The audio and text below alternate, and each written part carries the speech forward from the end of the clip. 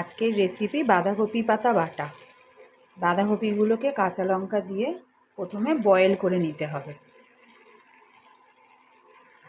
বাঁধাকপি পাতাগুলো ভালো মতো সেদ্ধ হয়ে গেছে, এবার মিক্সিতে তুলে নিয়েছি।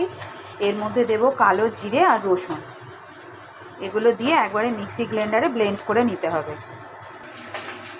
বাঁধাকপিগুলো মিক্সি ব্লেন্ডারে ব্লেন্ড করে নিয়েছি, এবার এটাকে ফ্রাই করতে হবে। সরষের তেল দিলাম, তেলটা একটু বেশি করে দিতে হবে। এর মধ্যে এবার দিয়ে এটাকে পুরো ফ্রাই করতে হবে যতক্ষণ না এটা পুরো শুকিয়ে যায়। স্বাদ মতো একটু নুন দিতে হবে, দিয়ে এটাকে ফ্রাই করতে হবে যতক্ষণ না পুরো শুকিয়ে যায়। বাঁধাকপি পাতা বাটা রেডি, এবার এটা গরম ভাতে খাও।